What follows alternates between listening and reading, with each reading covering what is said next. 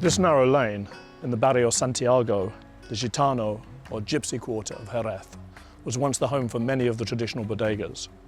González Beers, Domecq and Valdespino all had operations close to here. It's on a slight incline, so perhaps it catches the poniente wind. It doesn't look particularly well suited to industrial scale production, and it isn't, which is why so many of the bodegas move their operations away from here. But it is still the home to many wine-making businesses, and in particular, it's the home to the bodega we're going to feature today, an ancient bodega that's been through a few different iterations, but today is very much at the vanguard of sherry production, Bodegas Fernando De Castilla.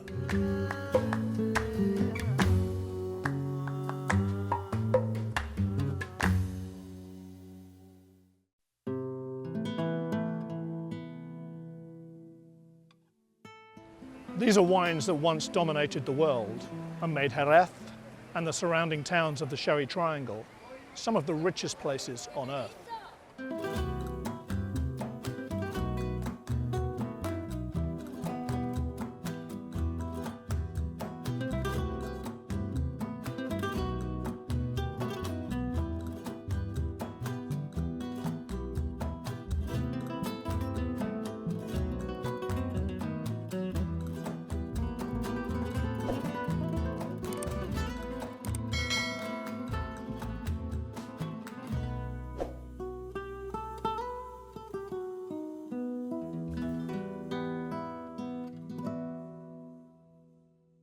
Welcome to another episode of Sherry Aficionado, today here with Bodegas Fernando De Castilla, undoubtedly one of the finest producers of sherry, amongst other things, sherry vinegar and brandy in the region.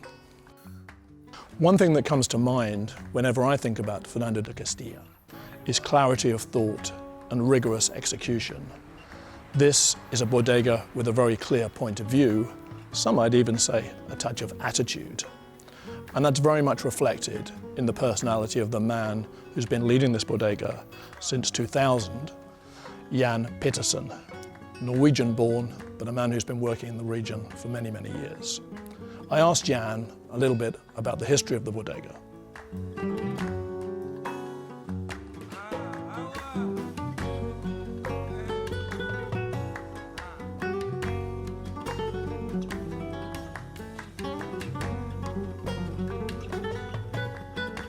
So Jan, you are from Norway originally, I believe. True. And how did you find yourself in the land of sherry? Well, it's a very long story, but you know, our family has been connected with Spain for, you know, all my life, basically. So we had a second home in Spain since the 1960s. My parents relocated to Spain at the end of the 1970s. And well, I went to university in Edinburgh in Scotland. Ah, okay. But I took my master's degree in Barcelona, and from my master's program in Barcelona, I started to work for Osborne. Okay. At the time, the biggest wine and spirits company in the area. They featured in one of our episodes, so... I can imagine, yeah. Yes. Great, fantastic company. And I didn't plan to stay that long, but you know, I really enjoyed it, and I worked in the company in many different capacities, and at the end on the executive board of the group. So I stayed for 16 years. Okay, wow. And then, you know, I really became thoroughly taken by the history of the products of the area, you know, sherry. And I really wanted to do something on my own. And the opportunity of taking over Fernando de Castilla was a very big step in my life, but you know, it's been a very interesting ride. And what kind of growth have you seen in the bodega since 2000 when you took over? My God, you know, when the first year I was here, we sold 30,000 bottles, and now we sell more than 500,000 bottles. Okay, not bad. Without changing, you know, the concept of the business. Yeah, I mean, still very much viewed as a premium business. It's you know, exclusively traditional products from the area, exclusively premium and super premium products. Yeah. So Jan, I understand there's been a bodega here since 1837. The history of this bodega goes back even further because the family that owned Fernando de Castilla previously, they have been connected with the sherry industry at least since 1728. Wow. In 1837, the company was incorporated, but as an agricultural business, not as a shipper of sherry. Right. And the actual history of the bodega with the brand name Fernando de Castilla goes back to about 1970, when the Andrada Vandervilde family bought cellars of the company Pedro Domecq here in the center of Jerez, in the Barrio Santiago, and started aging very fine brandies, sherries and sherry vinegar. And they ran the business until 1999, when I came into the picture. Right. And I bought the company of the founding family, and I've been running it since. Okay, and is this part of the bodega the original part? No, not really, okay. but you know, because the original cellars of Fernando de Castilla were quite small, and we wanted more space because, you know, the idea was to take a very fine brand, well known in Spain, and take it to other markets. So we bought a company called Jose Bustamante in 2001, yeah. Right. which is where we're standing now. Okay, and okay. very conveniently located just in front of the original cellars of Fernando de Castilla. Right. So, you know, it was very convenient. Right. So now it looks like it's been like this forever. Yeah. And in terms of the kind of development of the business when you took over, what foundations did you kind of build on and what things did you change? You know, we refurbished everything. We hired a new team of people. We had a new winemaker coming in. We had went to London to a very good design agency to get labels updated, packaging, and I think we were very innovative when it comes to packaging, because we were the first company in history to market sherries in clear glass bottles. Right. So you could actually see the color and texture of the wine. Yeah. Which was an eye opener, and you know, many people have indeed copied us indeed, afterwards, they have, even the very biggest companies. Yeah. You know, we went on a very intensive period of, you know, going to wine fairs around the world and opening up new markets. And today we are in more than 50 countries around the world, right, with very good distributors. Yeah, I've noticed. And we export more than 80% of our business.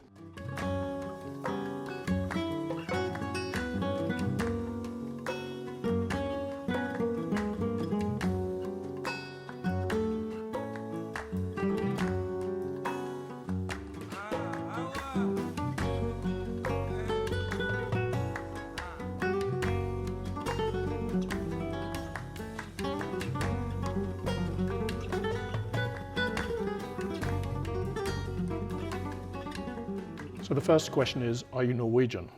No, as you can see, I'm from the city. I've been living here my whole life and hope to be here for a long time too. Okay, and what is your role here at the bodega? Well, I do a little bit of everything, but my main business or my main focus would be to control Spanish market, local market, and a little bit of Central America and Asia.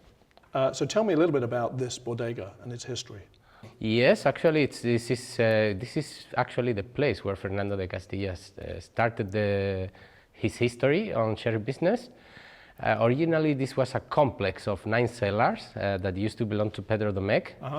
It's a protected facility. It was built in 1739. Wow! And we just have remaining only 4 of the 9 original buildings of the complex. And there aren't actually that many listed bodegas, are there? I don't think there are that much.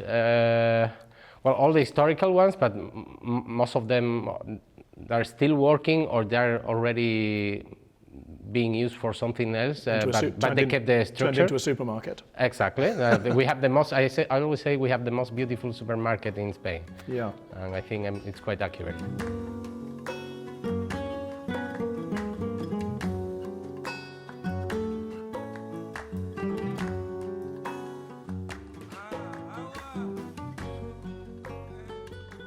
So as you're out there in the marketplace all the time, how would you characterize the style of winemaking here at Fernando de Castilla? Well, basically, when I try to explain the project to the final consumer, the main focus of Fernando de Castilla is obviously try to produce the best quality that our facilities, our raw materials, and our techniques and our cask allow us, but always with a very elegant focus. Okay, we always focus on elegance.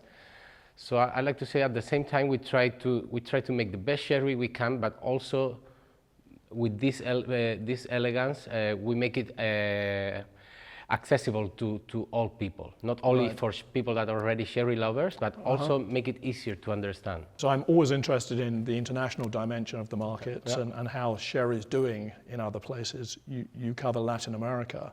Which markets in Latin America are you seeing decent growth? Well, most of them, okay, because the thing is, historically, I think the sherries that always has some business everywhere were manzanillas and finos, semi-sweets and sweets. And now I see a world trend of this consumer that starts with sherry, not only starts with manzanilla, fino or sweets, but people also are getting a lot into oxidative aging. So probably this is the new thing. The new thing is sherry consumers are not only in the most common, but also they're having a deeper knowledge. So that's being good for styles that traditionally were not had not a big space in the market, like amontillados, palos cortados, or olorosos. And I think Fernando de Castilla has great penetration in some of the top restaurants around the world. We try to. I mean, it is on a lot of lists, more than one. What about the sort of consumer side of things? Are you selling much sherry in retail in those markets? And not really. Obviously not in Europe, because it's not with the policy of our company and with the quality we work. But outside Europe, depending on the market, in some places we do work with retailers. For example, in Central America, our main business would be brandy and vermouth. Okay. And for these two products outside the European market, we like to go to retail, because also in those countries, people with nice pockets. If you want to get to them, you have to go to retail. Okay, so. But not so much for sherry. Not so much for sherry. Okay. Not really for sherry. That's great. Thank you so much. You're welcome.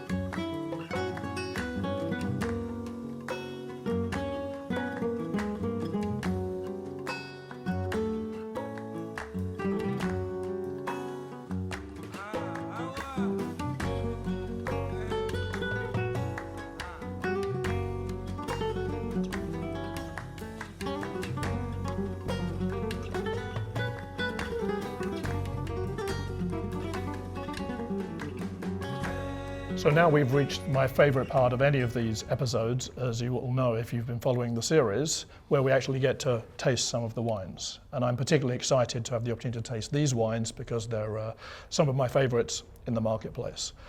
We're in another beautiful part of the Bodega overall, and I will hand it over to Jan, who's selected some wines for us to go through. So Jan, first of all, where are we in the complex? Well, you know, we're in the cellar where we keep most of our very special wines. Right. The wines from the antique collection and the singular collection as well. Okay. So really some of our very top wines, and it's a very nice old bodega dating back to 1870. Beautiful, beautiful. And it's a perfect resting place for very good sherries. Yeah, and it's gone 11 o'clock, so it must be time to try some. Yeah, exactly. 11, it's a good time to start trying some sherries. I think so. Yeah. So where should we start? Well, you know, we group our wines, you know, mainly into two families. You know, what we call the classic collection, which are perfectly aged wines, ranging from 4.5 years old in the case of the Fino to more than 12 years old for the Pedro Jimenez, and the antique range, which are wines that are very, very old and absolute perfect maturity, selected wines ranging from 9 years old in the case of the antique Fino to more than 30 years old in the case of the Palo Cortado. Wow. But we don't have the possibility of tasting all of them. No, so no. I've selected 4 wines. Okay, great. And we'll start with the Fino and Rama. Okay. We do 4 different Finos, but I think an interesting one is the Fino and Rama, because with the Fino and Rama, we try to keep everything that has been built up in the barrels under the floor yeasts, and when we draw the wine for bottling, we don't cold stabilize. We don't fine with bentonite or any other agent. We don't cold stabilize. So really, what we want to do is to get people to taste the wine essentially as it comes straight from the barrel. So this is pretty much the cask experience in a bottle. Exactly. Because lots of people come here, we try the wines from the cask, and they say, "Wow, this is fantastic." And sometimes, if the wine has been filtered heavily and stabilized, it's not the same experience when you get the wine from the bottle. And we were actually pioneers on the En Rama concept. All of our antique wines are bottled En Rama, and it's already more than 20 years ago since we started. And this Fino En Rama has also been around for a long time. So I think we've been on the forefront of this development. And do you find there are more faults that develop in those kind of wines as they go out to the market? Well, regular. we thought that the wines would throw a sort of quite a bit of deposit sediment. Yeah. But the wines, if they've been matured for quite a long time in the cask, they're quite stable. So in the case of the Fino, I would say it lasts not quite as long as the normal Fino, but it keeps well in the bottle, and if the bottle is well kept, you can keep it for 2 years. Okay, yeah, makes sense. Well, that concludes part 1 of our visit with Fernando De Castilla here in Jerez. Join me for part 2, when Jan will give us a veritable masterclass in appreciating some of the different sherries that make up the Fernando De Castilla range. So join me in a couple of weeks for that. In the meantime, if you like this content, please do a like and subscribe. It really helps this channel. And hit the notifications button so you'll be informed when the next episode comes out. But until next time, salud y nos vemos.